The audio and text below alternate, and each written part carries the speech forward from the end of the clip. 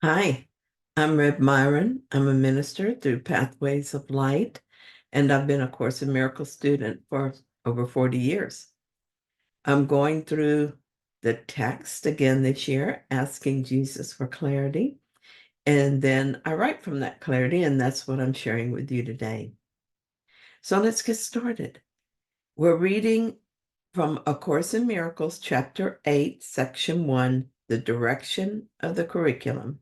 And today we're going to read paragraphs 3 and 4. So paragraph 3 says, every response to the ego is a call to war, and war does deprive you of peace. Yet in this war, there is no opponent. This is a reinterpretation of reality that you must make to secure peace, and the only one you need ever make. Those whom you perceive as opponents are part of your peace, which you're giving up by attacking them. How can you have what you give up? You share to have, but you do not give it up yourself. When you give up peace, you're excluding yourself from it. This is a condition so alien to the kingdom that you cannot understand the state that prevails within it. As I read this, I thought of my last marriage. Toward the end, I spent a lot of my time responding to ego thoughts in my mind, and so it was more a war than a joining. It's kind of funny when I think of it, but I divorced him because I wanted peace. It's kind of a metaphor for ego. The ego says if we want to be happy, we must separate ourselves from God and from each other. God, on the other hand, is wholeness.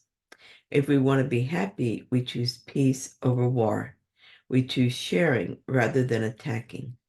When I was married, I listened to my ego tell me that I needed to defend myself against my husband's selfish behavior, and he was the cause of my unhappiness. And yet, peace is a condition of the kingdom, and in choosing to separate myself in order to gain peace, I was asking that the kingdom be something it is not. I was asking that it be separation rather than wholeness. It was a ridiculous request.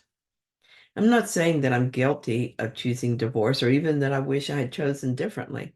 I'm just noticing that I was looking for peace where I could not find it. After the divorce, I spent several years learning how to have the peace I did not achieve through divorce. I had to forgive myself and him, and that took a while because I often hid from myself my true feelings. In doing so, they couldn't be healed. Eventually, I did look at it all and allowed it to be healed.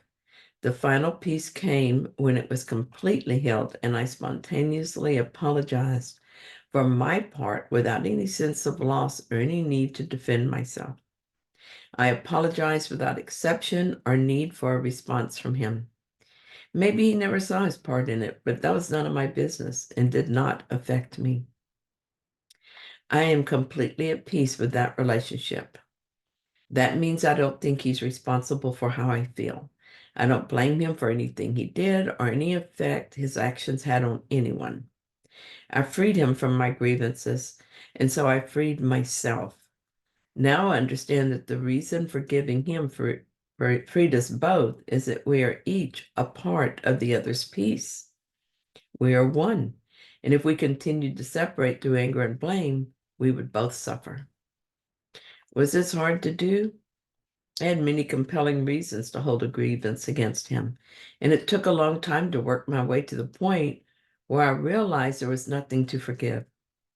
In spite of this, I know it was not hard. All I had to do was let it go, knowing that I wanted peace more than I wanted the grievance. That it took so long and that I felt like it was hard was a testament to my desire to be right rather than happy. But again, no, it wasn't hard to do. It required only that I choose peace and that I recognize that my peace is dependent on my desire to hear the voice for God, which speaks of wholeness. I only need to answer that call with the certainty that nothing else is more important. So paragraph 4 tells us your past learning must have taught you the wrong things. simply because it has not made you happy. On this basis alone, its value should be questioned. If learning aims at change, and that is always its purpose, are you satisfied with the changes your learning has brought you? Dissatisfaction with learning outcomes is a sign of learning failure, since it means you did not get what you wanted. I laughed when I read this paragraph. It's so simple that you would think we would have thought of it ourselves. Well, I guess we did, because consciously or unconsciously, we became open to finding another way. That is why the course is part of our life right now. But it's not enough to learn about another way. We need to put it into practice.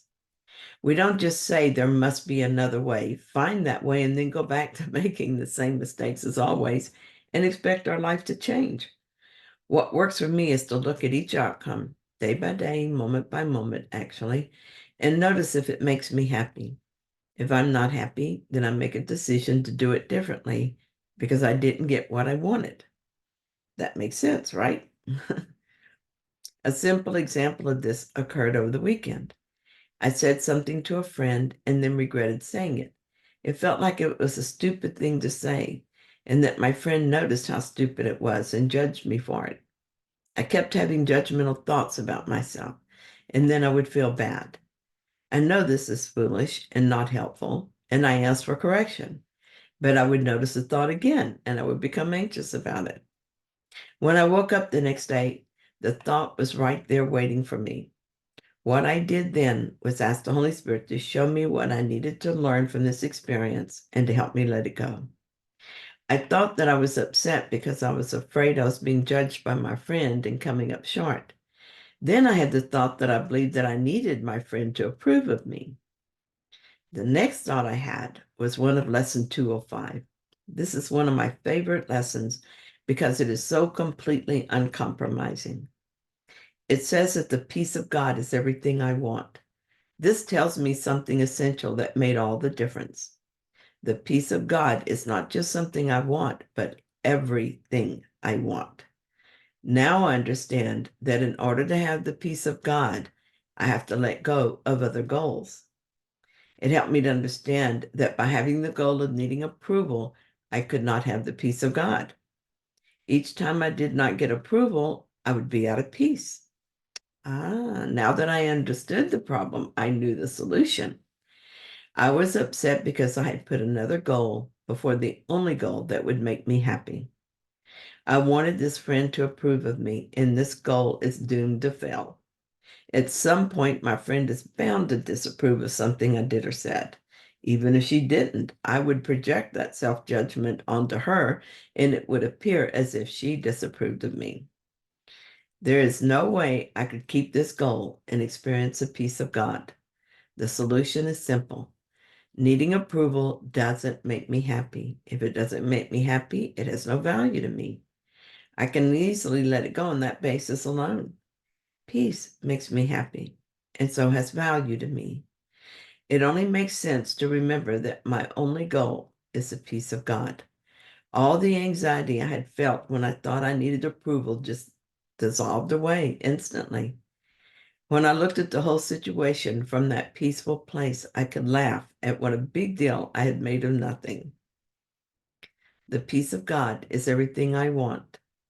The peace of God is my one goal, the aim of all my living here, the end I seek, my purpose and my function in my life while I abide where I'm not at home.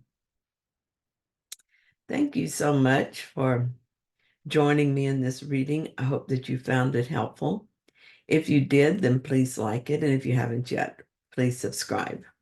And I'll be back soon with another reading. See you then.